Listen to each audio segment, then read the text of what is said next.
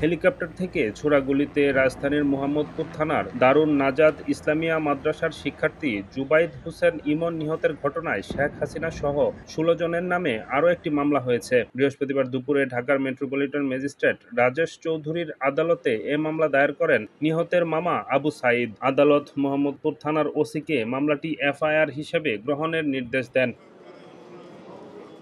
মামলায় আওয়ামী লীগের সাধারণ সম্পাদক এবং সাবেক সড়ক পরিবহন ও সেতুমন্ত্রী ওবায়দুল কাদের, সাবেক স্বরাষ্ট্রমন্ত্রী আসাদুজ্জামান খান কামাল, সাবেক আইনমন্ত্রী আনিসুল হক, সাবেক স্থানীয় সরকারমন্ত্রী তাজুল ইসলাম, সাবেক বস্ত্র ও পাটমন্ত্রী জাহাঙ্গীর কবির নানক, সাবেক পররাষ্ট্রমন্ত্রী হাসান মাহমুদ, সাবেক তথ্য প্রতিমন্ত্রী মোহাম্মদ এ আরাফাত, শেখ হাসিনার বেসরকারি বিনিয়োগ বিষয়ক উপদেষ্টা সালমান এফ রহমান, সাবেক সংসদ সদস্য মুস্তফা জালাল, পুলিশের সাবেক মহাপরিদর্শক চৌধুরী আবদুল্লাহ আল মামুন, ডিএমপির সাবেক কমিশনার হাবিবুর রহমান, সাবেক অতিরিক্ত আইজিপি ও র্যাবের সাবেক মহাপরিচালক হারুনুর রশিদ, অতিরিক্ত আইজিপি মহিদ উদ্দিন, ডিএমপির অতিরিক্ত কমিশনার হারুনুর রশিদ, যুগ্ম কমিশনার বিপ্লব কুমার সরকারকে আসামি করা হয়েছে।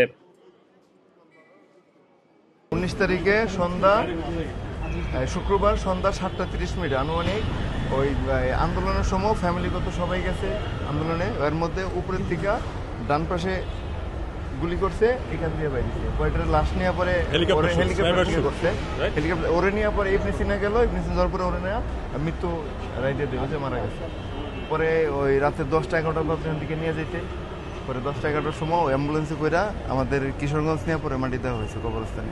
আল্লাহ করে মসজিদের সামনে যখন এই ঘটনাটা 19/7/2024 রোজ শুক্রবার সন্ধ্যা 7:30 নাগাদ ওই ঘটনাস্থলে স্নাইপার থেকে হেলিকপ্টারে শুট করে, যেটা ছিল র্যাবের স্নাইপার। আপনারা জানেন ঢাকা শহরে দুইটা হেলিকপ্টার উড্ডয়ন করছিল, সেটা হচ্ছে র্যাবেরই।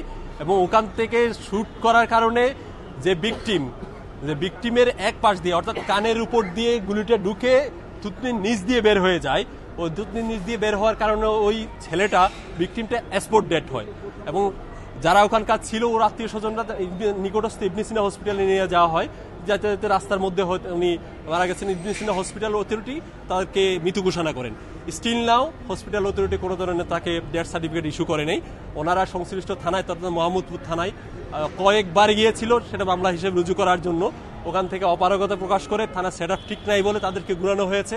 তার বাধ্য হয়ে তারা আজকে আমাদের মাধ্যমে এসে মহানগর আমার সিএমএম আদালতে 9 নম্বর কোর্টে রাজেশ স্যারের কোর্টে আমরা সিএর মামলা একটা ফাইল করি। সিএর মামলা ফাইলের করে শুনানির অন্তে আমাদের বিজ্ঞ এমএম স্যার বললেন হচ্ছে সংশ্লিষ্ট থানাকে নির্দেশ দিলেন এই বলে যে আপনারা এটা রেগুলার এফআইআর হিসেবে রুজু করে আপনারা পরবর্তী তদন্ত কার্যক্রম শুরু করেন।